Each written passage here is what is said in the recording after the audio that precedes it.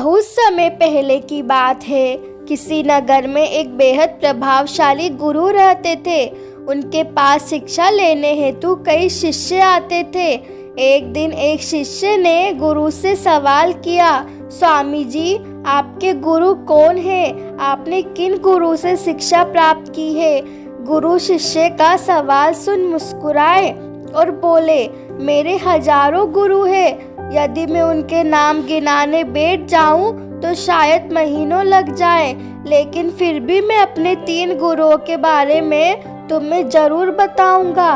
जिसमें एक था चोर। एक बार मैं रास्ता भटक गया था और जब दूर किसी गांव में पहुंचा तो बहुत देर हो गई थी। सब दुकानें और घर बंद हो चुके थे, लेकिन आखिरकार मुझे एक आदमी मिला जो एक दीवार में सेंध लगाने की कोशिश कर रहा था।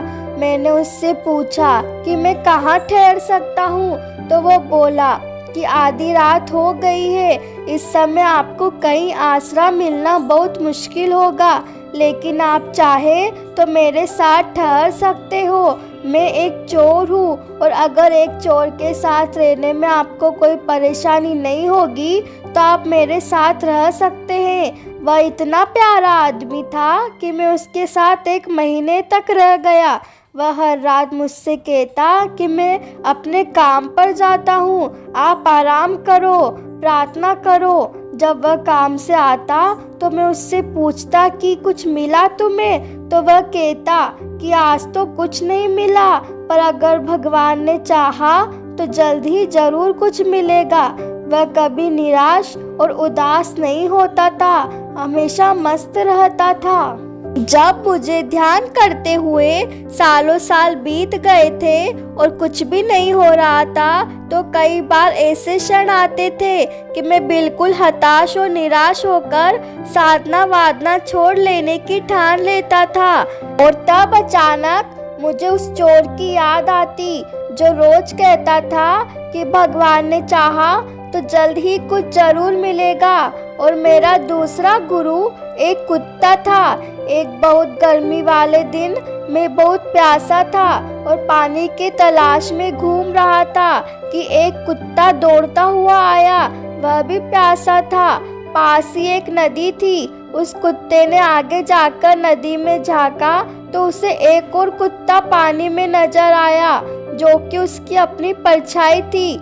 कुत्ता उसे देख बहुत डर गया। वह परछाई को देखकर भौंकता और पीछे हट जाता, लेकिन बहुत प्यास लगने के कारण वह वापस पानी के पास लौट आता। अपने डर के बावजूद वह नदी में कूद पड़ा और उसके कूदते ही वह परछाई भी गायब हो गई। उस कुत्ते के इस साहस को देख मुझे एक बहुत बड़ी सीख मिल गई। अपने डर के बावजूद व्यक्ति को छलांग लगा लेनी चाहिए। सफलता उससे ही मिलती है जो व्यक्ति डर का साहस से मुकाबला करता है। और मेरा तीसरा गुरु एक छोटा बच्चा है। मैं एक गांव से गुजर रहा था कि मैंने देखा एक छोटा बच्चा एक जलती हुई मोमबत्ती ले जा रहा था। वह पास के किसी गिरजाघर में मोमबत्ती रखने जा रहा था। मजाक में ही मैंने उससे पूछा कि क्या ये मोमबत्ती तुमने जलाई है? वह बोला, जी मैंने ही जलाई है। तो मैंने उससे कहा कि एक क्षण था जब ये मोमबत्ती बुझी हुई थी और फिर एक क्षण आया जब ये मोमबत्ती जल गई। क्या तुम मुझे वह स्रोत दिखा सकते हो जहाँ से यह ज्योति आई है? वह बच्चा हंसा और मोमबत्ती को फूंक मारकर बुझाते हुए बोला, अब आपने ज्योति को जाते हुए देखा है, कहाँ गई वह? आप ही मुझे बताइए। मेरा अहंकार चकनाचूर हो गया। मेरा जान जाता रहा और उसी क्षण मुझे अपने ही मूर्खता का एहसास हुआ। तब से मैंने कोरे ज्ञान से हाथ धो लिए। मित्रों, शिष्य होने का अर्थ क्या है? शिष्य होने का अर्थ है पूरे अस्तित्व के प्रति खुले होना, हर समय हर ओर से सीखने को तैयार रहना। जीवन का हर क्षण हमें कुछ न कुछ सीखने का मौका देता है।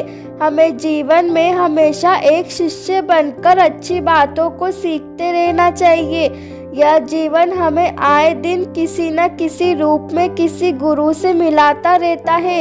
यह हम पर निर्भर करता है, क्या हम उस महंत की तरह एक शिष्य बनकर उस गुरु से मिलने वाली शिक्षा को ग्रहण कर पा रहे हैं कि नहीं।